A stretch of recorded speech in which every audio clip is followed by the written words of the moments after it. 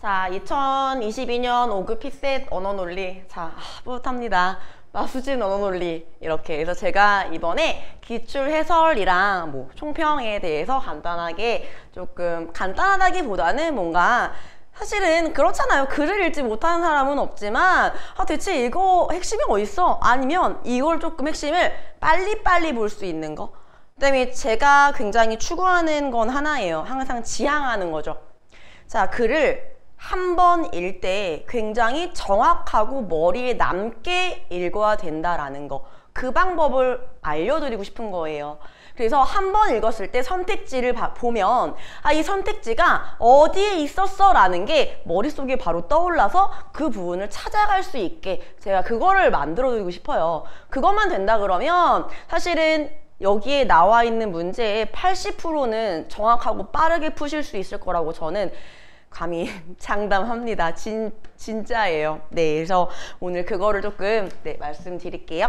자, 그래서 첫 번째 영역은 살펴봤더니 아무래도 처음부터 이제 갑자기 언어논리 이렇게 논리 파트가 나오면 당황하실 걸 배려했던 것 같아요. 그래서 사실적인 이해 순서대로 나오고 있어요. 그래서 사실적 이해에서 세부 정보 내용을 이해하는 것과 추론 문제 두 파트로 나뉘는 것 같은데요. 자, 사실적 이해에서 세부 정보 파악하는 거. 이거 굉장히 싫어하시는 분들 많지만 사실 이건 굉장히 땡큐 문제예요. 이유가 있죠. 이거는 생각하라는 게 아니에요. 그냥 네가 글을 제대로 읽었니? 그러면 정답을 금방 찾을 수 있어. 줄게 라는 그런 문제가 되는 거예요. 자, 볼까요? 자, 첫 번째부터 볼게요. 자, 피셋 같은 경우에는 이렇게 알 수 있는 것, 알 수 없는 것 이런 게 잘 밑줄이 쳐져 있지 않더라고요. 그래서 이때 여기에서 실수해서 반대로 고르시면 너무나 속상하실 것 같아요. 그래서 저 같으면 알 수 있는 것은 이렇게 하고 넘어갈 것 같습니다. 자, 한번 같이 그럼 본문 방금 전에 제가 수업할 전에 말씀드렸던 6가지 기억하세요. 자, 제가 한번 그것대로 읽어보고 같이 풀어볼게요. 정말로 핵심어는 반복이 되는지, 정말로 문단의 마지막 문장은 정말로 정답률이 높은지, 그러나 그런데 이런 데 정말 중요한지, 슬래시 정말 정확하게 읽을 수 있는지, 자, 저랑 한번 살펴보실게요. 자, 1번이에요. 자, 첫 번째, 조선의 군역제는 양인 모두가, 자, 양인이 뭐예요? 그렇죠, 평민들이죠. 자, 군역을 담당하는 양인 개병제였다. 자, 그럼 지금 조선의 군역제에 대한 글이구나. 양인 개병제였대요. 그러나, 그럼 사실 얘가 중요한 건 아니죠. 나왔잖아요, 드디어. 뭐라고? 그러나 양인 중 양반이 관료 또는 예비관료라는 이유로 군역에서 빠져나가고 상민 평민이에요. 자, 상민 또한 군역 부담을 회피하는 풍조가 일었다. 자, 첫 번째 읽었어요. 자, 첫 번째 문단일 거예요, 이거. 자, 문단을 읽었을 때 핵심은 이 글은 조선의 군역제에 대한 글이야. 근데 지금 문제가 생겼어. 양반이 관료나 예비관료라는 이유로 자꾸만 군역에서 빠져나가서 이제 평민들도 군역을 피하려는 이런 분위기가, 문제가 발생하게 됐대요. 자, 이제 두 번째 문제 한번 가볼까요? 군역 문제가 심각해지자 이랬어요. 그럼 첫 번째 문단에서 말한 건 바로 이 군역 문제예요. 이게 심각해지자 이에 대한 여러 대책이 제기되었다. 자, 여러 대책이 뭔가요? 대안이 지금부터 나오겠다는 거예요. 자, 크게 보면 뭐 세부적으로 보면, 나누어 보면 말씀드렸던 뭐가 나왔어요? 지금부터 철저한 구분이 나왔어요. 근데 피셋은 거의 구분이 2가지라고 말씀을 드렸던 거 기억하시죠? 자, 그런 점 한번 볼게요. 균등한 군역 부과를 실현하려는 대변통과 하나가 대변통이네요. 자, 상민의 군역 부담을 줄임으로써 폐단을 완화하려는, 폐단을 좀 낮추려는, 폐단이 뭐예요? 문제점을 완화시키려는 소변통으로 나눌 수 있다. 그럼 지금부터 저희가 나눠야 되는 거 몇 가지예요? 크게 2가지죠. 그래서 저는 한 번에 볼 수 있게 대변통에는 동그라미로 할게요. 소변통에는 세모를 할게요. 네. 자, 지금 대변통은 모두 다 똑같이 군역 부과를 실현시키려는 거. 이런 건 나중에 찾아보셔야 되는 부분이에요. 지금 뭐 외운다거나 이걸 막 암기한다거나 그런 게 아니라 대변통은 균등한 근육부가, 그 다음에 소변통은 근육 부담을 줄여주면서 폐단을 줄이려는 거, 이렇게요.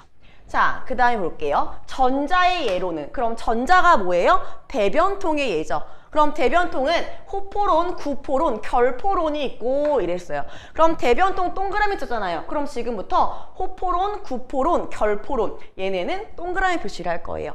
후자로는, 후자가 뭐죠? 소변통이죠. 간필론과 간필, 결포론이 있다. 자, 하고 호포로는, 자, 이러면 글에 이제 예측 가능하세요? 지금부터 하나씩 설명을 해주겠구나. 이거는 이해한다기보다 여기에 핵심 개념이 뭔지 밑줄 다 치시지 마시고 중요한 것만 치셔서 내가 나중에 다시 와서 확인을 해야 하는 부분이겠구나 라고 생각을 하시면 될 것 같아요. 자, 일단은 호포로는 저는 동그라미 할게요. 대변통부터 당연히 나오겠죠. 대변통의 첫 번째가 뭐였어요? 호포론. 그 다음엔 구포론 나올 거고요. 그 다음에 결포론 나올 거예요. 네. 자, 볼게요. 호포로는 신분에 관계없이. 자, 그러면 신분에 관계없대요. 신분 상관없대요. 양반이든 평민이든 상관없는 거예요. 식구수에 따라 가호, 집의 수에서 집을요. 집가자의 집호자죠. 자, 집들을 몇 등급으로 나누고 그 등급에 따라 군포를 부과하자는 주장이었다. 자, 어떠어떠한 주장이다 이렇게 나누어졌을 때, 자, 뭐뭐라는 거야, 뭐뭐라는 주장이다 라고 나오면 이거 밑줄 치셔야 돼요. 그러면 호포로는 신분관계 없이 등급에 따라 군포를 부과하자. 이게 호포론이에요. 자, 이는 신분에 관계없이 부과한다는 점에서 파격적인 것이었지만, 그럼 중요한 건 어디 있나요? 그랬지만, 하지만 여기가 지금 중요해요. 자, 집에 등급을 적용한다 하더라도 집집마다 부담이 균등, 똑같이 평등할 수, 균일할 수, 그러니까 평등한 거죠. 없다는 문제가 있었다. 자, 그러면 이때 문제점이 나왔어요. 장점도 있지만 뭐가? 집집마다 부담이 똑같을 수 없다는 문제가 생겼네요. 자, 구포론은 그 다음 대변통의 두 번째 구포론이 나왔어요. 귀천을 막론하고 16세 이상의 모든 남녀에게 군포를 거두자는 주장이었다. 자, 그러면 호포론과 구포론, 구포로는 상하귀천, 귀하고 천한 거 상관없이 여기가 밑줄이죠. 16세 이상의 모든 남녀에게 거두자. 이게 구포론. 자, 그 다음에 결포론은요. 대변통의 마지막이에요. 토지를 소유한 자에게만 토지 소유 면적에 따라 차등 있게 군포를 거두자는 것이 없다. 자, 그러면 이때 결포로는 뭐죠? 토지를 소유한 사람한테만 걷게 된다라는 거예요. 토지가 없으면 안 내도 된다는 거죠. 자, 그래서 면적에 따라 이렇게 차등 있게 군포를 거두자. 자, 결포로는 경제 능력에 따라 군포를 징수, 걷어서 조세징수의 합리성을 기할 수 있으면 물론, 이렇게 물론 또한 이렇게 나오면 플러스 해주시면 돼요. 그러면 결포로는 이걸 할 수 있고요. 플러스 공평한 조세 부담의 이상에 가장 가까운 방안이었구나. 저 왜 지금 여기 이렇게 자세히 봐요? 마지막 문장이잖아요. 그죠? 문제 풀 때 해결해야 되는 게 있을 거예요. 그럼 여기까지 딱 읽었어요. 저는 지금 수업을 하니까 하나만 짚어드리자면 얘네 셋을 물어보고 비교하는 선택지가 하나 있죠. 자, 서민한테 누가 더 좋으냐라는 거. 자, 그러면 제일 좋은 건 뭘까요? 제일 이렇게 문제를 조금 해결할 수 있는 건 당연히 결포론이에요. 두 번 말했고, 결포론은 땅이 있는 사람한테만 부과를 하는 거잖아요. 그러니까 땅이 없어서 힘든 사람에게는 부과하지 않는 거니까 결포론이 가장 그렇고, 자, 그 다음에는 뭐일 것 같나요? 호포론이나 구포론. 신분 상관없이 식구 수에 따라서 등급으로 나누는 거랑, 구포론, 16세 이상의 모든 남녀에게 거두자. 자, 서민의 입장에선 당연히 호포론보다 구포론이 좀 더 부담이 됐겠죠. 귀천을 막론하고 16살 이상이면 다 받겠다고 얘기를 하니까요. 그래서 결포론, 그 다음이 호포론. 그 다음이 구포론. 자, 이 순서가 될 것 같아요. 서민이 가장 좋아했던 거, 그 다음에 가장 부담을 느꼈던 거, 이렇게 정리를 해볼 수도 있고. 근데 저는 사실 글을 읽을 때 이렇게 정리를 실전에서는 이렇게 하라고 하진 않아요. 왜냐면 선택지에 나와 있는 것만 가서 확인하면 되는 거거든요. 굳이 내가 이 글들을 다 정리해 나가면서 보게 될 필요는 없을 것 같아요. 저 같은 경우는 한번 정확하게 읽고 선택지에 있는 걸 바로 적용해라 라고 말씀을 드리고 싶네요. 자, 일단 이제 그래서 첫 번째 문단 끝났어요. 그럼 첫 번째 문단의 핵심이 뭐죠?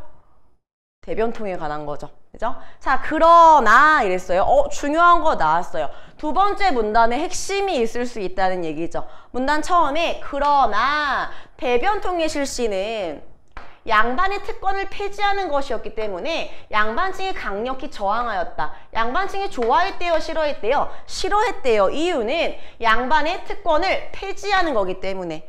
자, 그럼 첫 번째 문단에서 말한 게 대변통의 실시예요. 이거 양반이 싫어했다라고요. 자, 이에 상민이 내는 군포를 줄여줘서 그들의 고통을 완화시켜주자는 간필론이 대안으로 떠올랐다.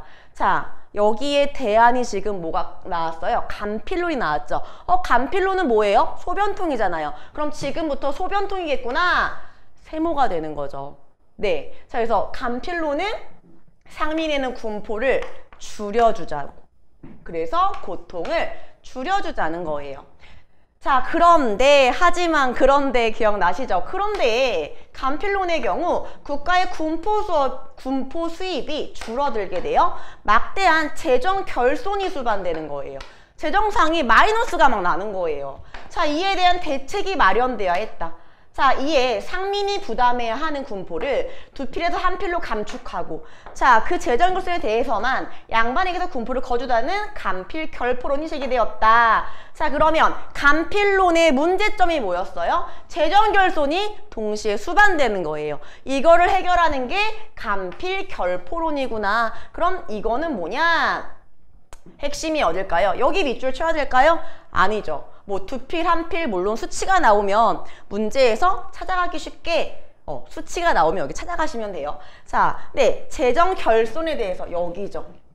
재정 결손에 대해서만 양반에게서 군포를 거두자. 자, 양반들도 이에 대해 일정 정도 긍정적이었으므로 좋아했대요. 자, 1751년 간필 결포론을 제도화하여 균역법을 시행하였다. 그러면 여기에서 균역법은 이꼬르 간필 결포론이었구나. 근데 지금 문제를 보게 되면 제가 좀 봤을 때 연도를 제시해주고 세기로 물어보는 문제들이 많죠. 그래서 아예 그냥 18세기구나 라고 알고, 그래서 이렇게 18세기 적어 놓으시면 뭐 좀 편할 것 같고요. 그냥 바로 보시고 빨리빨리 푸실 수 있으신 분들은 그냥 푸셔도 괜찮을 것 같아요. 자, 저는 문과라 숫자에 좀 약하거든요. 그래서 좀 이렇게 체크하는 편이긴 해요. 자, 그러나 균역법은 양반층을 군역 대상자로 온전하게 포괄한 것이 아니었다 이랬어요. 그러나 뒤에 문장이죠. 그럼 양반층을 온전하게 포괄한 게 아니었다라는 게 나왔네요.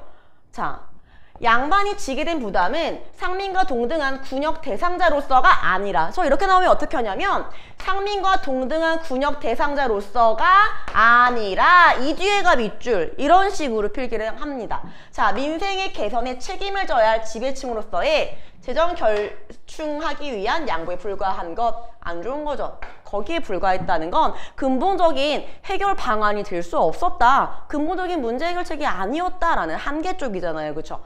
자, 결국 마지막 문장이에요. 균역법은 자, 불균등한 군역 부담에서 일어난 폐단을 근본적으로 해결하는 개혁이 될 수 없었다. 마지막에 균역법의 한계예요.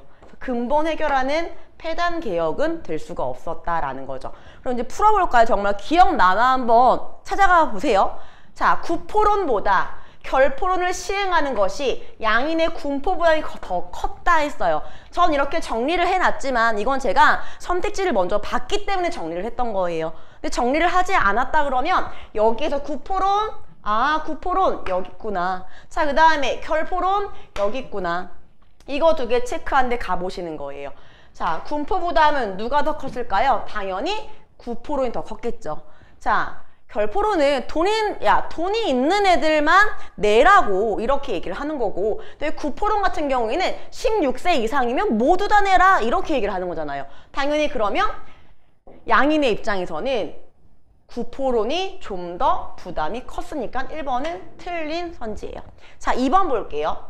양반들은 호포론이나 구포론에 비해서, 자, 얘네들 둘 다 뭐예요? 이거 다 대변통이죠. 근데 대변통에 비해 간필 결포론의 우호적이 뭐예요? 좋아한다는 거잖아요. 그쵸? 자, 그러면 간필 결포론은 소변통이었잖아요.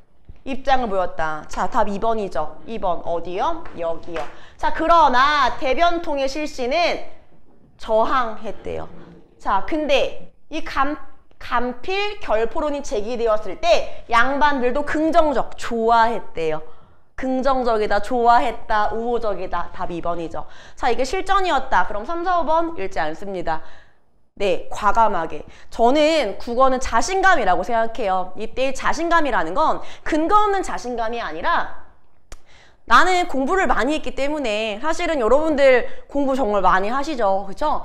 자, 그래서 자신이 선택한 답.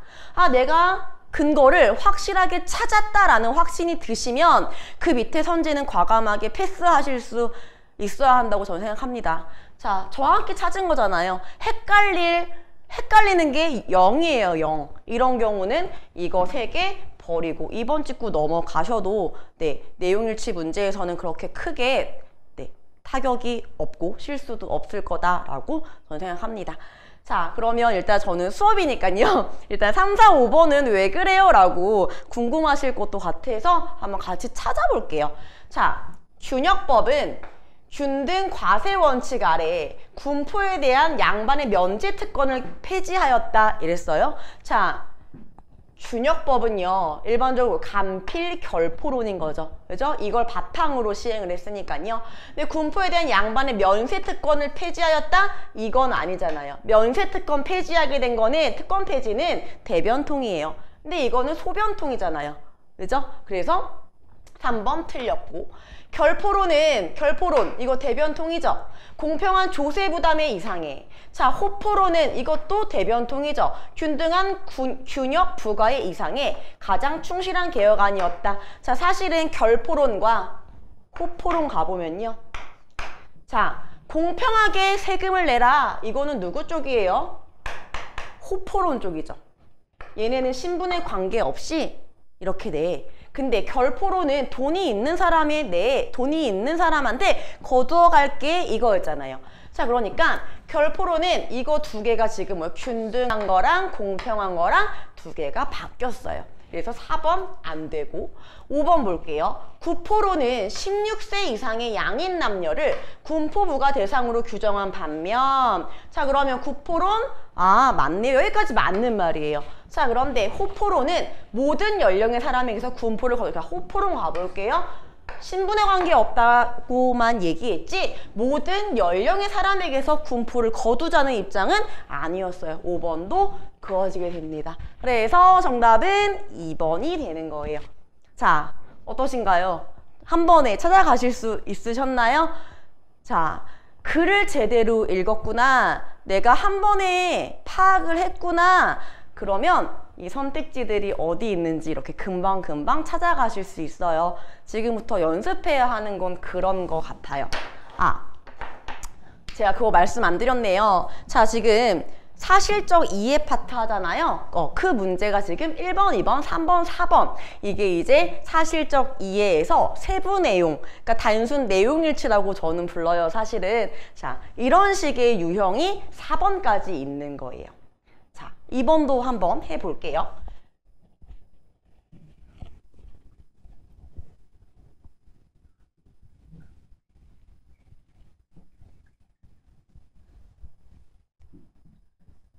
자, 두 번째 같은 경우도 똑같이 네, 읽을 수가 있어요.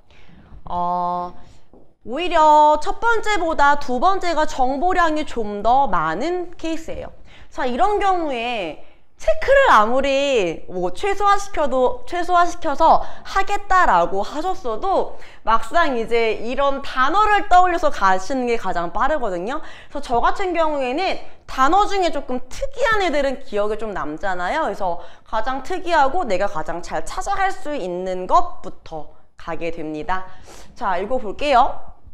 내용일치 같은 경우에는 뭐 어떤 이런 요소나 이게 아니라 지금 아까 제가 방금 전에 1번 풀었던 것처럼 그렇게 푸시는 연습을 해주시면 잘 푸실 수 있을 거예요. 자, 다음 글에서 알 수 있는 것은 이번에도 알 수 있는 거래요. 내용일치 문제죠. 자, 조선 후기에 백성이 작은 살림집을 짓는 목재 정도는 민간 목재 상인인 목상에게 사줬으면 되었지만, 그럼 이 앞에는 그냥 약간 좀 이렇게 시작하기 전에 이렇게 썰을 푼다고 베이스를 깔아놓는 그 정도요. 그래서 여기 밑줄이면 안 돼요. 자, 하지만 궁궐이나 성곽 건설처럼 여기 밑줄 치시면 안 돼요. 왜냐면 뭐뭐처럼 비유적인 표현이고 예시잖아요. 그럼 예시는 핵심 개념이 될 수 없어요. 기본적으로 구체적인 사례와 일반적인 게 있다면 당연히 구체적인 것보다는 일반적인 게 핵심 개념이라는 거 알고 계실 거라고 생각을 합니다. 그죠? 자, 그래서 대규모 관영 공사에 사용되는 재료는 그럴 수가 없었다. 자, 첫 번째 문장이에요. 자, 그럼 처음에 문장을 읽어봤을 때 지금부터 말하려는 글은 무슨 글이다? 조선 후기 대규모 관영공사에 사용되는 재료. 이거는 목상에게 살 수가 없었대요. 그럼 지금부터 예측 가능하세요? 지금부터 뭐에 대해서 말할 것 같아요? 대규모 관영공사에 사용되는 재료는 이제 어떻게 구해지는지 목상한테 못 산다고 했으니까 이제 그 방법에 대해서 얘기를 하겠구나라고 예측이 가능할 것 같아요. 자, 볼게요. 정말 그런지. 목상은 되게 수요가 많은, 사실 이런 건 수량 변화예요. 그래서 수요가 많은 작은 목재만 취급했기 때문이다. 관영공사에 필요한 재료는 지금 나왔어요. 관영공사에 필요한 재료, 관영공사에 필요한 재료. 반복됐죠. 그럼 얘 핵심이 맞네요. 그러면 이 재료는 임시건설본부격인 도감에서 직접 구하거나 무모하거나 그러면 여기 5월, 상당히 5월인 경우에 중요할 때가 있어요. 나라의 물자를 납품하는 공인으로부터 공급받았다. 끊기죠? 자, 그러면 관영공사에서 필요한 재료는 도감이나 공인 둘 중에 하나한테 납품을 받았구나 라는 걸 알 수가 있고요. 자, 공인은 전인과 도고상인으로 나누어지는데 이랬어요. 아, 이런 경우 체크를 어떻게 다르게 해야 되나 어째야 되나 고민이 되실 것 같아요. 자, 이런 경우에 공인은 다시 전인과 도고상인으로 다시 나누어져요. 이때 헷갈리시면 여기 옆에다가 간단하게 이렇게 적어두실 수도 있을 것 같아요. 예를 들어 도감, 재료 공급은요. 뭐 도감이랑 아니면 공인인데 이 공인은 다시 두 가지로 나온다. 두 가지가 전인과 도고 상인이다 라고 이렇게 볼 수가 있을 것 같아요. 자, 선해청에서 물건값을 선불로 지급하고 납품받는 방식인, 자, 뭐뭐인 정이 떴죠. 원공은 전인이 이랬어요. 그러면 여기에서 여러분 호조에서 후불로 지급하는 방식인 별무는 뭐뭐는 도고상인이 담당했다 이랬죠. 자, 사실은 수량 변화 지문은 대부분 이렇게 대칭되는 문장으로 나오게 돼요. A가 뭐뭐 할 때 B가 뭐뭐 한다 이런 식으로요. 그럼 여기 지금 대칭 보이세요? 네, 어디요? 선해청에서 선불로 지급하고 받는 게 원공, 이건 전인이에요. 자, 그 다음에 호조에서 후불로 지급하고 받는 건 별무인데 얘가 도고상인이 담당했던 거예요. 그럼 여기에 추가를 해주셔도 돼요. 헷갈리실 것 같으면 전인이 원공이구나, 얘는 선불 지급이구나, 도고상인은 별무구나, 별무란 애는 후불 지급이구나, 네, 물론 여기에 선해청, 호조 떠오르시면 좋지만 안 떠오르신다 그러면 이제 찾아야 되는데 이름 좀 특이하지 않아요? 좀 떠오르긴 했는데 자, 한번 다 읽고 나서 정말 찾아오실 수 있는지 한번 확인해 볼게요. 자, 일단 볼게요. 원공은 시가보다 물건값을 수량보다 나왔죠. 중요해요? 안 중요해요? 되게 중요하죠. 자, 원공은 시가보다, 시중 가격보다, 시장 가격보다요. 물건값을 많이 받을 수 있었지만 그러면 이 원공들은 시가보다 물건값을 많이 받을 수 있었어요. 비싸게 팔았던 거죠. 자, 근데 1768년에 폐지되었다. 없어진 거네요. 그럼 원공 폐지. 여기에다가 쓰셔도 상관은 없었어요. 원공 폐지는 1768년이니까 18세기에 폐지가 되었구나 라는 거. 자, 이후 목재를 비롯한 건축 재료 납품은 도고 상인이 전담하게 됐대요. 그러면 이때 원공이 폐지되고 나서 그거는 무조건 도고 상인으로 넘어왔구나 라고. 자, 도고 상인은 시가보다 낮은 비용을 받으면서 자, 그러면 원공이랑은 조금 다르죠. 원공 같은 경우에는 돈을 좀 많이 벌고 싶었던 거예요. 시가보다 많은 비용을 받았지만 도고 상인 같은 경우에는 시가보다 낮은 비용을 받아요. 그러니까 싼 가격에 조금 이렇게 대줬던 거죠. 그죠? 근데 과중한 세금을 감내했는데 세금이 엄청 빡셌던 거예요. 그래서 이거를 좀 참아냈는데 근데 뭐든 참으면 이유가 있겠죠. 왜 참았느냐? 왜 참았느냐? 그 이유는 벌목권을 얻기 위해서요. 자, 나무를 함부로 벨 수 없었잖아요. 그러니까 나무매는 권리를 얻기 위해서 중요한 부분은 아니었어요. 자, 마지막 문장 갈게요. 그러나 마지막 문장인데 그러나가 있어요. 네, 집중하셔야 돼요. 운송기술 발달과 민간 상업 발전에 따라 공인의 경제력은 점점 약화됐어요. 자, 19세기부터 세기 지금 구분되죠. 주로 민간 목재 상인이 여러분, 민간 목재 상인 기억나세요? 누구였어요? 민간 목재 상인, 목상이었죠. 목상이 관영공사 목재를 공급했다. 그러면 19세기에는 목상이 했구나 이렇게 되는 거죠. 그럼 정리해 볼까요? 네, 지금은 공부를 하는 거니까요. 정리하면 자, 관영공사의 재료는 목상이 못해. 도감 아니면 공인이 할 수 있어요. 자, 공인은 전인과 도고상인으로 나뉘는데 이렇게 원공대, 별무, 선불제, 후불제. 자, 근데 18세기에 폐지가 되었고 도고상인으로 전담됐다가 19세기에는 어떻게 되는 거예요? 19세기에는 목상.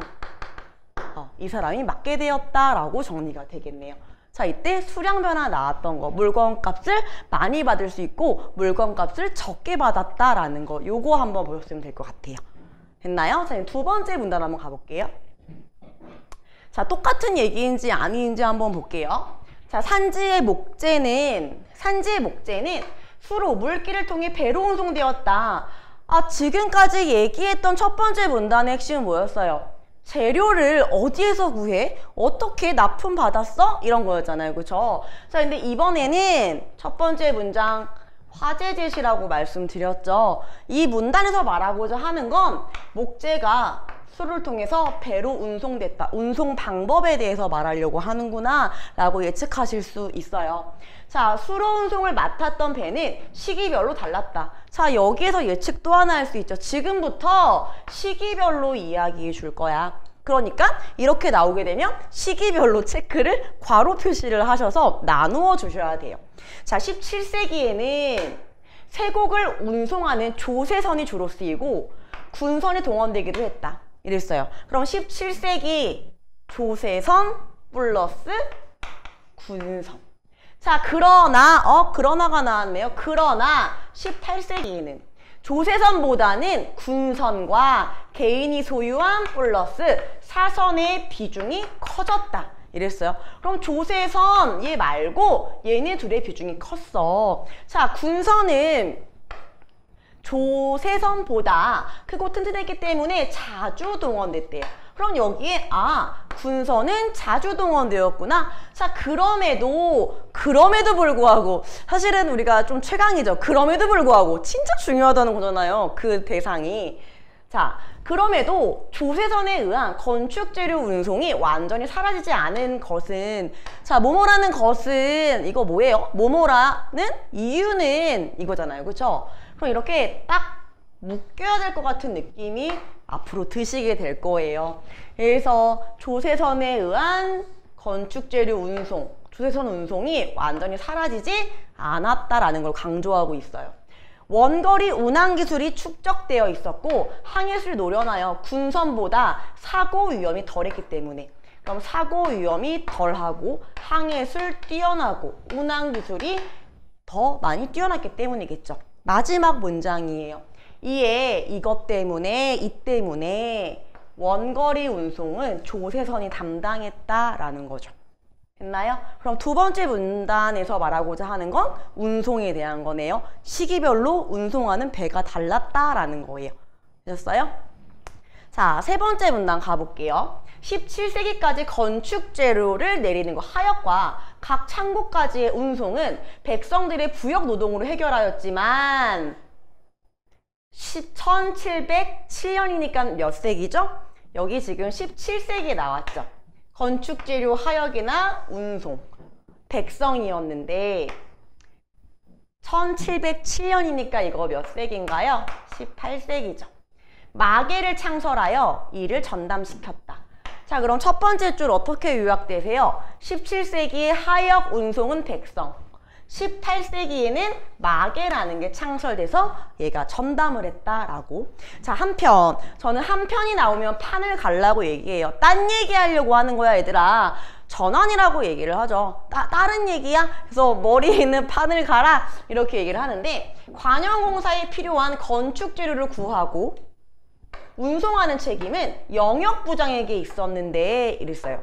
자, 그럼 지금 관영공사에 필요한 재료 구하고 운송 책임 영역부장이라는 사람 처음 나왔죠? 자, 1789년에 폐장이 설치되어 이를 대신하였다. 사실은 이그죠? 중요하죠? 그럼 이게 뭐예요? 영역부장을 대신한 게 누구구나? 폐장이라는 거구나. 폐장이 설치되었구나. 그러면 1789년 똑같이 18세기, 그죠? 자, 영역부장은 도감의 최하위 관리직으로 작업소별로 몇몇이 배정되어 실무를 맡았다. 영역부장 위의 도청은, 자, 재료의 반입 및 공사의 검수 등 행정 전반을 진두지휘했다. 자, 그럼 누가 높은 거예요? 도감보다는? 도청이 당연히 높겠죠. 자, 하지만 마지막 문장인데 하지만 떴어요. 지방의 관영공사에 필요한 재료 구입은 지방 가명 소속의 군수 또는 만호가 담당했다. 이렇게 해서 맨 마지막 문장 하역하고 운송 어떻게 바뀌었는지 이게 나왔어요. 풀어볼게요. 정말 찾아가 보세요. 한번 같이 한번 찾아봐요. 네, 자, 1번부터 볼게요. 선해청에 목재를 납품하는 것보다 도감에 납품하는 것이 보다 큰 수익을 올릴 수 있어요. 돈을 많이 벌 수 있었대요. 자, 그러면 선해청에 목재를 납품하는 것, 이거 누구였어요? 선해청에 어디 있죠? 선해청 여기죠. 선해청에 납품한 애는 성불로 지급을 받는데 얘 돈 조금 받았어요? 많이 받았어요? 선불 지급하는 애 원공이었죠. 얘는 시가보다 돈을 많이 불렀단 말이에요. 그러니까 보다 큰 수익을 올릴 수 있었던 건 도감에 납품하는 게 아니라 선해청에 납품을 해야지 돈을 많이 벌 수 있었기 때문에 1번은 틀린 답이에요. 자, 2번 19세기부터 관영공사의 목재 공급과 운송을 주로 목상이 담당하면서 영역부장이 폐지되었다 이랬어요. 자, 그러면 19세기에 목재 공급과 운송을 목상이 담당한다? 지금 이때의 목상은 목재 공급만 담당하게 됩니다. 자, 운송도 아니고요. 또 하나, 이때 19세기에 영역부장이 폐지되었다? 그런 말 있어요? 없죠. 그죠? 그럼 19세기에 했던 거는 19세기는 나오나요? 19세기를 쓴 적은 없는 것 같아요. 그럼 18세기 이후가 되는 거잖아요. 그쵸? 자, 그래서 이때 뭐 18세기에 폐장이 설치되었기 때문에 여기에서 이렇게. 저는 19세기를 찾을 수가 없는 것 같아요. 자, 그래서 19세기부터 이렇게 해서 이거에서 일단 틀리고 목상도 안 되고요. 영역부장이 폐지되었다라는 말. 네. 이거는 여기가 폐장으로 바뀌었다. 그 얘기인데, 그래서 여기서 영역부장이 폐지되었다. 19세기부터 이 말은 다시 말해 폐장이 설치되었다. 라는 걸로 나왔으면 될 것 같아요. 자, 그 다음에 3번 같은 경우 만호가 지방관영공사에 사용하기 위해 구입한 목재는 도청의 책임하에 마계가 창원까지 운송하였다 이랬단 말이에요. 그럼 만호 바로 여기 있었죠. 자, 얘가 지방관영공사에 사용하기 위해 구입한 목재는 얘가 지방에 필요한 목재를 구입하는 거 맞아요. 도청의 책임하에 이런 말 있었어요. 도청의 책임하에. 도청은 지방이 아닌데 재료를 공급하는 애죠. 얘 책임하 아니었어요. 그 다음에 마계가 운송한다는 말 없었죠. 틀렸죠. 자, 4번. 건축재료 값을 관청에서 선불로 지급하고 납품받는 방식이 폐지된 해. 이랬어요. 그러면 이걸 우리가 찾아야 되겠네요. 이게 몇 년도, 몇 세기인지. 그러면 선불로 지급하고 납품받는 방식 어디 있어요? 여기죠. 이거 뭐였어요? 원공. 전인이었죠. 이거 언제 폐지됐어요? 18세기. 그러면 18세기 몇 년이죠? 1768년이에요. 자, 이때 18세기고 원거리 운송은 조선의 담당이었다? 이거 기억나시죠? 마지막 문장 어디예요? 원거리 운송은 이거 몇 세기예요? 18세기. 답 몇 번? 4번이요. 자, 이렇게 정확하게 찾았는데 이번에도 역시나 마지막 문장에 답이 있었다라는 거 보실 수 있으셨을 것 같아요. 네. 자, 마지막 5번은 그럼 가볍게 한번 봐볼까요? 자, 17세기에 이루어진 관영공사에서 도감의 영역부장은 전인으로부터 목재를 구입하여 운송할 책임이 있었다? 자, 이거 알 수 있어요? 자, 전인으로부터 구할 필요는 없죠. 자, 선택지는 전인만 있는 게 아니에요. 도보상인도 있고 도감도 있고 이렇게 되는 거죠. 한마디로 전인으로부터 구입해서 그럴 책임은 없었어요. 그래서 오답이 되는 거죠. 그래서 답은 4번이 됩니다. 여기까지 이해되세요? 네. 자, 이제 3번 문제 한번 가볼까요? 지금까지는 조금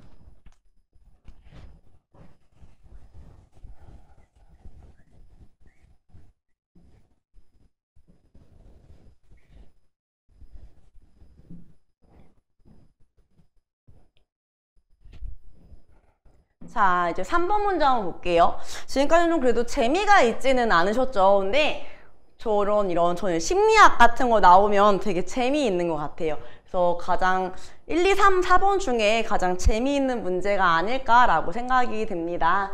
자, 해볼게요. 여러분도 수치심이나 죄책감 같은 거 이런 되게 부정적인 감정이구나라는 건 다들 알고 계시죠? 그죠? 자, 보겠습니다. 알 수 있는 거예요, 이번에도. 수치심과 죄책감의 유발 원인과 상황들을 살펴보면 이랬어요. 근데 정말 땡큐 문제 맞죠? 예, 왜요? 대놓고 내가 지금부터 수치심이랑 죄책감 얘네 두 개가 핵심 개념이야. 이거를 중심으로 읽어줄래? 이렇게 되는 글이에요. 잘 해볼게요. 자, 살펴보면 두 감정은 그것들을 발생시키는 내용이나 상황이 있어서 그다지 차이가 나지 않는다 이랬어요. 그럼 차이가 나지 않는다라는 말을 바꾸면 이건 비슷한 감정이야 라는 거네요. 그럼 지금부터 얘네 차이점이 아니라 뭐에 대해 나올 거라는 거예요? 공통점에 대해서 나올 거라는 걸 의미해요. 자, 발달 심리학자 루이스에 따르면 사실은 이렇게 심리학자, 이론가, 사상가 이런 게 나오면 원래는 체크가 들어가야 되는 게 맞지만 피셋 같은 경우에는 그렇지 않은 경우가 좀 더 많은 것 같아요. 그래서 굳이 이렇게 이 사람의 의견, 이 사람에 관한 글이라면 몰라도 그게 아니라 뒷받침하는 거다라 그러면 그냥 가볍게 읽어주셔도 괜찮을 것 같아요. 자, 이 두 감정은 자군 따옴표 있어요. 잘 봐야죠. 자의식적이면서 플러스 자기평가적인 2차 감정이며. 그럼 이게 무슨 말일까요? 내가 의식하는 거고 나에 대한 평가를 하고 난 2차 감정, 두 번째 드는 감정이란 얘기예요. 자, 내면화된 규범에 비추어 부정적으로 평가받는 일을 했거나 또는 그러한 상황에 처한 것을 공통의 조건으로 삼는다. 마지막 문장 갈게요. 그럼 공통 조건 나왔죠. 두 감정이 다른 종류의 감정들과 경계를 이루며 한 번 더 나옵니다. 함께 묶일 수 있는 이유이다. 함께 묶일 수 있는 이유란 얘기는요. 왜 그래요? 공통 조건이 있기 때문이에요. 둘 다 내가 뭔가 내면화된 내 마음속에 있는 규범에 비추어 봤을 때 좀 이렇게 부정적으로 평가하는 일을 한 것 같고 그다음에 아니면 그런 상황에 처해 있을 때 수치심과 죄책감 같은 걸 느끼게 된다고 얘기를 하고 있어요. 그죠? 자, 두 번째 문단 가볼까요? 자, 그러나가 떴어요. 그러나, 사실 그러나는 대조인 거잖아요. 그죠? 자, 이 두 가지 감정은 어떤 측면에서는 확연히 구분된다. 구분. 그럼 지금부터 뭐에 대해 얘기할 거라는 거예요? 차이점에 대해서 얘기를 할 거라는 거예요. 자, 먼저 두 감정의 가장 근본적인 차이는 가장 뭐뭐하다. 이런 것도 약간 수량변화 느낌이 있는데 아직은 느낌 안 오시죠? 자, 가장 근본적인 차이가 있어요. 부정적 자기평가에 직면한 부딪힌 상황에서 자, 첫 번째입니다. 부정의 범위가 어디까지인지. 그러면 첫 번째 부정의 범위가 어디까지인지. 자, 그리고 이 상황을 어떻게 심리적으로 처리하는지 등에서 극명하게 확실하게 드러난다. 그럼 두 번째는 어디예요? 이 상황을 심리적으로 처리하는 방법. 이게 두 번째 차이점이라는 거예요. 그럼 이제부터 예측 가능하신가요? 1번, 2번 하나씩 순서대로 설명을 할 거예요. 자, 이게 예시가 나올 수도 있고요. 그럼 예시 같은 건 이해를 돕기 위해서 제시를 해준 거기 때문에 빠르게 넘어가실 수도 있어요. 자, 수치심은 지금 누구부터 나와요? 수치심부터 나오죠. 그러면 적외선 공통이었기 때문에 제가 지금 둘 다 동그라미를 했지만 이제부터는 딱 두 개니까 동그라미 세모로 해도 괜찮을 것 같아요. 자, 저는 수치심은 동그라미로 할게요. 수치심은 자, 부정적인 자신을 향해서, 죄책감은 자신이 한 부정적인 행위를 향해서 심리적 공격의 방향을 맞춘다. 이래서 굉장히 중요한 거 나왔죠. 수치심은 부정적인 자기 자신이 범위인 거예요. 부정의 범위가 나인 거예요. 나 전체. 근데 죄책감이라는 건 내가 한 부정적인 행위가 포커스가 있는 거죠. 자, 그러면 부정의 범위는 누가 더 넓은 거예요? 나 전체를 못마땅하게 안 좋다라고 여기는 것과 나는 좀 괜찮은 사람인데 이번에 내가 했던 이거 행동 하나가 조금 문제인 것 같아. 이거랑요. 당연히 전자가 더 부정의 범위가 넓죠. 여기에서 하나 찾아요. 부정의 범위가 어디까지인지 봤을 때. 자, 이때는 수치심이랑 죄책감이 있으면 수치심이 부정 범위가 훨씬 넓겠구나라는 거예요. 네. 자, 그러다 보니 자아의 입장에서 볼 때. 자아가 뭐예요? 내 입장에서 봤을 때. 왜냐하면 이거는 자의식적이고 자기 평가적인 2차 감정이기 때문에 내 자아가 한 번 더 보게 됩니다. 자아의 입장에서 볼 때 수치심은 자아에 대한 전반적인 공격이 돼요. 지금 수량 변화 막 나와요. 자, 자아에 대한 전체 공격인 거예요. 전부 공격하는 거죠. 충격이 크고 거기에서 벗어나기도 어렵다. 그럼 이건 사실은 위아래로 하는 것도 좋고 OX도 상관이 없을 것 같아요. 이에 반해 이거 진짜 땡큐예요. 땡큐 문제예요. 왜냐면 이렇게 대놓고 이에 반해서 이런 무조건 대줘야 수치심의 반대가 다 죄책감이라는 걸 사실 알 수가 있어요. 읽지 않아도 체크만 빠르게 할 수 있는 거거든요. 죄책감은 자신이 한 그 행위에 초점이 맞춰져 자아에 대한 전반적인 문제가 아니라 행위와 관련된 자아의 부분적인 문제가 되므로 타격도 낮고 해결 방안을 찾는 것도 쉽다. 마지막 문장이었어요. 그쵸? 그럼 철저하게 둘이 뭐야? 대조가 되는구나 라는 걸 파악할 수 있었죠. 되셨나요? 그러면 여기서 저는 이렇게 그냥 읽어요. 수치심, 타격 크다, 못 벗어나. 죄책감, 내 행동이 문제야? 금방 벗어날 수 있어. 이 정도요. 자, 그 다음 가볼게요. 위와 같은 두 감정의 서로 다른 자기평가 방식은요. 지금부터 서로 다른 자기평가 방식은 이게 지금 이거예요. 그죠? 자아의 사후 감정, 일이 일어난 뒤의 감정 상태 및 행동 방식이 상당히 다른 모습을 보여준대요. 자, 그러면 지금까지 얘기해 준 건 부정의 범위, 그다음에 자기 평가 방식에 대해서 얘기를 했어. 자, 그 다음에 이야기를 해줄 건 바로 이거야. 이렇게. 두 번째, 어디죠? 심리적으로 처리하는 방식에 대해서 이제 얘기를 해주려고 해요. 자, 그럼 빠르게 볼까요? 자, 이번엔 죄책감이 먼저 나왔어요. 죄책감 세 번였죠. 죄책감은 부정적 평가의 원인이 된 특정한 잘못이나 실수 등을 숨기지 않고 교정, 보상, 원상복구하는 데 집중하며 다른 사람에게 자신 잘못을 상담하기도 하는 등 참 적극적인 방식을 통해 부정된 자아를 수정하고 재구성한다. 반면에 나왔어요. 그럼 반면에 지금부터는 수치심에 대한 거겠구나. 자신의 정체성과 존재 가치가 부정적으로 노출되어서 감당하기 어려울 정도의 심적 부담을 느끼는 수치심이 주체는, 그럼 수치심은 어떻대요? 굉장히 심적 부담이 크대요. 감당하기 어려울 정도로. 자, 강한 심리적 불안 상태에 놓이게 된다. 그러면 심리적 불안 상태가 어떻다? 강하다. 강하다라는 거 이렇게 화살 표시로 해주시면 좀 더 빠르고 좀 정확하게 보실 수 있어요. 자, 그러므로 자신에 대한 부정적 평가를 만회하기보다, 자, 부정적 평가를 만회하는 거 아니고 이 뒤에 윗줄이죠. 자, 은폐나 회피를 목적으로 하는 심리적 방어 기제를 동원하여, 자, 그럼 심리적 방어 기제. 수치심은 은폐나 회피죠. 그러면요, 죄책감은요, 방어 기제가 만회하려는 거예요. 그러니까 지금 이런 방어 기제를 동원하여. 이 만회하는 건 죄책감이구나. 아, 은폐나 회피하는 건 수치심이구나. 이렇게 찾아보시면 되죠. 보통 이렇게 상반된 경우에 한쪽에서 뭐뭐보다는 이거야 라고 얘기를 했다면 뭐뭐보다 얘가 좀 아니라고 말하는 건 반대측인 경우가 많아요. 자, 자신에 대한 스스로의 부정이 더 이상 진행되는 것을 차단하기도 한다. 자, 이렇게 됐어요. 자, 1번부터 볼게요. 수치심을 느끼는 사람과 죄책감을 느끼는 사람 중 잘못을 감추려는 사람은 여기에서 어떤 단어가 떠오르셔야 됐어요? 은폐라는 게 떠오르셔야 됐었죠. 드러내는 사람보다 자기 평가에서 부정하는 범위가 넓다 이랬어요. 그러면 잘못을 감추려는 사람, 은폐 누구예요? 은폐 여기 있죠. 이거 누구였어요? 수치심을 느낀 사람이었죠. 그죠?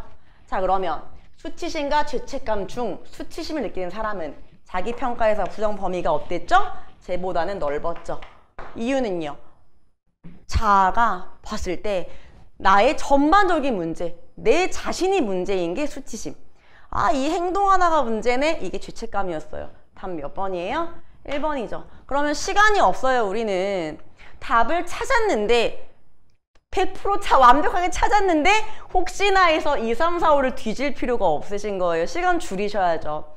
자, 이거는 사실은 이것도 시뮬레이션을 많이 돌려볼 거라고 생각을 합니다. 수능처럼요. 자, 그렇기 때문에 정해진 시간 내에 좀 더 그래도 좀 어려운 문제 쪽에 시간을 투자하시고 싶으시다면 이렇게 사실적인 독해 파트에 있어서는 정확하게 찾는 연습 찾았으면 다른 선택지에 미련 두시지 않고 쿨하게 가야 된다라고 또 한번 강조를 하게 되네요. 자, 수업이니까 또 전화 한번 또 봐볼게요. 자, 2번 볼게요. 자아가 직면한 부정적 상황에서 자의식적이고 자기 평가적인 감정들이 작동시키는 심리적 방어 기제가 동일했어요? 아니었죠. 자, 수치심은 뭐였어요? 은폐나 회피. 자, 반면에 죄책감은 만회하려는 거였어요. 막 상담도 하고 되게 적극적으로 나오게 되죠. 틀렸어요, 2번. 자, 부정적 상황을 평가하는 자아는 심리적 불안 상태에서 벗어나기 위해 행위자와 행위를 분리한다. 자, 부정적 상황을 평가하는 자아는 수치심도 있고 죄책감도 있어요. 근데 여기서 벗어나기 위해서 분리한다는 말 나오지 않았었죠. 왜? 이거는 자의식적이고 자기평가적인 2차 감정이에요. 내가 평가하는 거거든요. 행위자인 내 자신의 자아가 행동을 평가하는 거라서 분리하는 게 아니에요. 틀렸죠? 4번 볼게요. 수치심은 부정적 상황에서 심리적 충격을 크게 받는 성향에서 느낀 자아. 말이 안 되죠? 성향 차이가 아닌 거예요. 그죠? 수치심으로 인해서 느끼게 되는 감정, 자기 평가 방식에 있는 거지. 자, 이거는 어떤 사람의 성향 자체가 아니고 이거는 크게 받는다라는 결과가 되는 거라서 4번도 틀렸고요. 5번 죄책감은 수치심과 다르게 이렇게 달리 나오면 이렇게 막 다르게 이렇게 하는 편이긴 해요. 자, 다르게 그럼 죄책감은 외부 규범에 반하는 부정적인 일을 했을 때도 발생한다. 이거 달리예요? 아니죠. 그럼 이게 달리가 아니라 얘네 둘의 공통점 둘 다가 돼야 됐었죠. 둘 다 외부 규범에 반하는 부정적인 일 해. 자, 사실 이 말도 조금 틀리죠. 왜냐하면 얘네는 다 내면화된 규범에 비추어 봤을 때 부정적으로 평가받는 일을 했거나 여기에요. 그죠? 이것도 지금 첫 번째 문단의 끝에 있죠. 그죠? 자, 그래서 얘도 틀렸고 달리도 틀렸고 둘 다 내면화된 규범에 비추어 봤을 때 부정적인 평가받는 일을 했다거나 그런 상황에 놓여 있는 거를 얘기합니다. 셨나요? 자, 그래서 5번도 그어지고 답은 1번이요. 자, 이렇게 1번으로 딱 찍을 수가 있는데 이게 되게 딱 보여주기 쉽게 딱 나오는 글이다. 사실 이거는 1분 이내로 해결하실 수 있으시는 문제, 땡큐 문제가 됩니다. 자, 재밌으신가요? 네, 일단은 그다음 4번 문제를 한번 또 볼게요. 사실적 이해 마지막 문제일 것 같아요. 오늘 준비한 건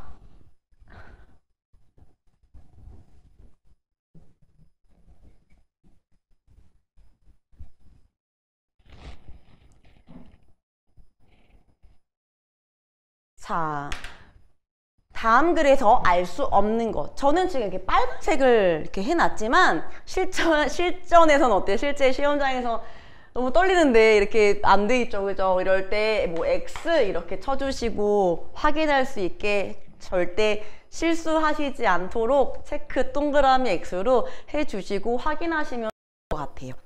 자, 이번에는 다시 1, 2번처럼 조금 재미없는 게 될 수도 있지만 사극 좀 보셨나요? 사극 잘 안 보시죠? 그쵸? 우리 저희는 조금 이렇게 젊으니까 사극을 안 보시지만 이거 그냥 봉수하면은 좀 이렇게 떠오르실 것 같아요. 그래서 그런 거 떠올리시면은 쉽게 볼 수 있는데 딱 봤을 때 처음에 느낌은 되게 막 과학 지문인 것 같다라는 느낌이 있으셨을 수도 있겠지만 얘는 그렇게 과학의 기술 파트가 적용된 것 같은 듯 하면서 딱히 그렇게 막 이렇게 들어가 있는 게 아니라서요. 그냥 내용일치로 쉽게 읽어내실 수 있는 그런 지문이었어요. 자, 볼게요. 자, 봉수란 모모란 정이 떴잖아요. 그럼 이 글은 뭐에 대한 글이에요?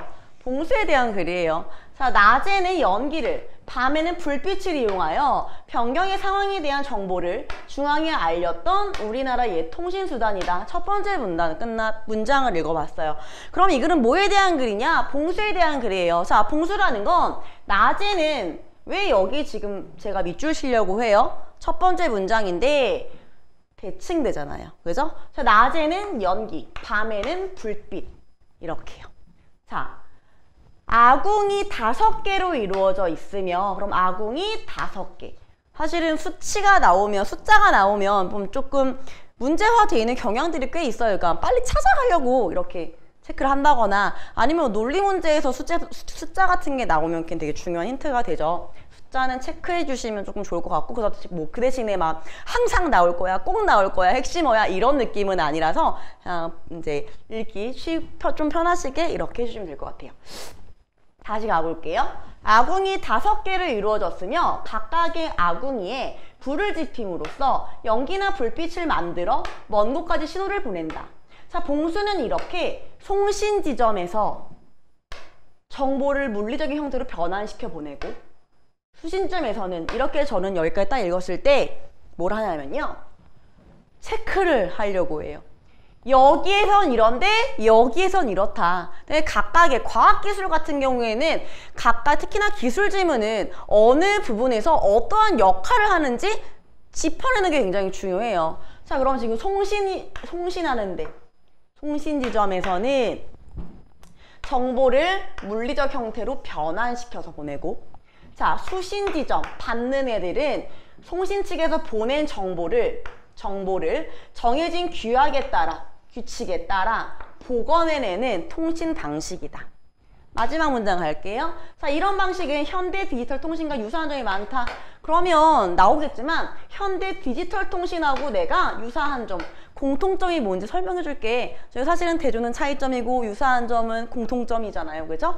비슷한 점에 대해서 설명을 하겠다고 이제 예언을 했어요. 예언? 이제 힌트를 줬다고 볼까요? 자, 두 번째 문단 한번 가볼게요. 자, 정보를 보내기 위해서는 이랬어요. 아, 그럼 지금부터 예측 가능하세요? 뭐에 대해 말할 것 같아요? 송신하기 위해서 어떤 과정을 거쳐야 되는지, 과연 송신은 어떻게 이루어지는지 그거에 대해 설명할 것 같은 그런 약간의 필이 느껴지셨으면 이제 성공적이에요. 자, 송신하기 위해서는 자, 먼저 첫 번째예요. 보내려고 하는 정보를 송수신자가 합의한 일정한 규칙에 의거하여 부호로 변환시켜야 하는데 이랬어요. 이를 뭐라고 한다? 부호화 과정이라고 해. 그러면 가장 첫 번째 단계가 부호화 과정이라는 거야. 자, 얘네는 이 정보를 둘 다 합의한 규칙에 따라서 부호로 변환시켜야 되는데 그게 부호화 과정이야. 자, 규칙을 그럼 둘 다 약속을 해야 되는 거예요. 네, 그죠? 자, 디지털 통신에서는 아까 유사하다고 했잖아요. 여기에서는 정보를 불연속적인 신호 체계를 통해 보내기 때문에 부호화는 표본화 및 이산화 두 단계의 과정을 거쳐 이루어진다 이랬어요. 아, 그럼 부호화 과정을 해야 되는데 부호화는 표본화 플러스 이산화 두 단계의 과정을 거쳐야 돼 라고 얘기를 해줬죠. 자, 여기에서 표본화는 이렇게 뭐뭐로 이루어져 있고 과정에서 한 단계 이런 게 나오면 다 하나씩 설명해 줘요, 여러분. 그러면 우리는 체크만 하면 돼요. 표본화는 정보에서 주요한 대목만을 추려내요. 불연속적인 것으로 바꾸는 과정이다. 그러면 표본화라는 건 주요 대목만 추려서 불연속적인 것으로 바꾸는. 자, 이산화란 바로 나와요. 이산화라는 건 표본화 과정을 거친 정보를, 어떤 정보요? 이거 표본화 거친 정보를 이진수 또는 자연수 등 불연속적인 신호체계에 대응시키는 과정이다. 아, 불연속적인 게 뭔지 좀 과학적 약간 좀 어려운 말 같았는데 이진수나 자연수로 불연속적인 신호체계에 대응시키는 거. 자, 이렇게 마지막 문장이에요. 부호화된 정보는 그럼 부호화 끝났죠. 표본화하고 이산화 다 거친 정보는 또다시 전송 매체 성질에 맞는 형태로 바꾸는 과정, 이걸 변조라고 합니다. 그러면 변조가 두 번째 단계예요. 자, 그럼 정리해보면 두 번째 문단에서는 송신하는 거에 대해서 나왔죠. 송신 과정. 자, 송신자나 수신자가 합의한 규칙에 의거해서 정보를 보내야 되는데요. 그죠? 자, 이걸 하려면 부호화 과정을 거쳐야 된다고요. 근데 부호화 과정은 두 단계. 표본화, 그다음에 이산화. 이렇게 된 정보는 마지막에 매체에 따라서 바꾸는 게 어디죠? 변조. 매체에 따라 바뀌는 거. 자, 이렇게 설명을 했어요. 세 번째 문단 가볼게요. 봉수의 송신체계도 이와 비슷한 과정을 거친다. 그럼 지금부터 말하려는 핵심은 봉수의 송신체계인 거죠. 네, 첫 번째 문단에서 정의를 내렸던. 그죠? 자, 이와 비슷한 과정을 거친대요. 자, 먼저 전달하고자 하는 정보를 위급한 정도에 따라, 자, 위급 정도에 따라 아무 일도 없음, 적이 출현했음, 적이 국경이 다가오고 있음, 국경을 넘었음, 자, 피학 안에 전투가 벌어지고 있음. 자, 표본화한다. 이렇게 위급한 정도에 따라 상황을 나누는 걸 표본화라고 하는구나, 봉수에서는. 됐죠? 자, 표본화 과정을 거친 5개의 정보는 위급한 순서에 따라서 가장 덜 위급한 것, 자, 이런 거. 덜 위급한 것부터 1, 2, 3, 4, 5 수에 대응시켜 이산화. 표본화된 거, 이거 5개를 덜 위급한 것부터 1, 2, 3, 4, 5를 매기면 이게 이산화 과정이구나. 여기까지 되세요? 자, 그럼 질문할까요? 자, 3번에 대응되는 건 어떤 내용일까요? 3번.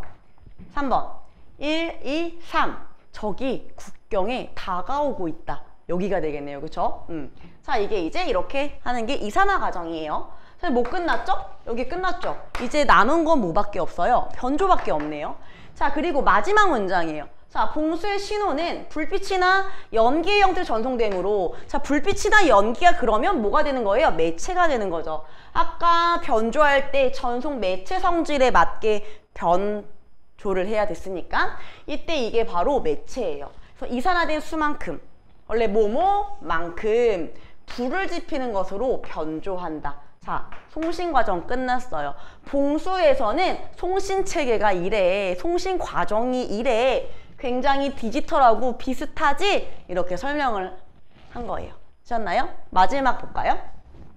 봉수의 신호체계에서는 표본화된 정보를 아궁이에 불을 지핀 숫자에 대응하는 자연수로 이산화했지만, 이산화하는 방법이 이것만 있는 건 아니래요. 그럼 하지만 떴어요. 그럼 이 수에 이것만 있는 건 아니야. 또 다른 방법을 얘기해 주려고 하나 봐요. 근데 다행이죠. 남은 문장이 굉장히 적어서 제가 핵심이 되긴 조금 무리가 있어 보여요.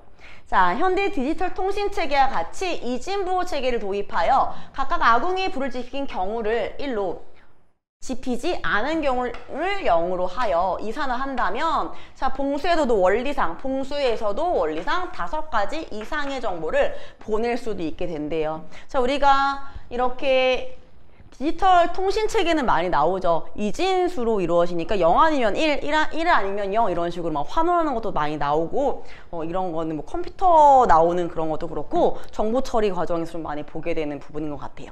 자, 여기까지요. 자, 그럼 정말 쉬운 점 한번 해볼까요? 봉수의 신호 전송 체계에서 아궁이에 불을 지피는 건 변조 과정. 맞나요? 변조. 자, 그쵸? 변조하는 거. 불 붙인다고요. 그쵸? 1번 맞네요. 2번, 이산화 방법을 다르게 하면 봉수는 최대 10가지 이상 자, 맥시멈 10가지라고 했죠. 방법을 다르게, 방금 읽었죠? 그죠? 어디예요? 여기요.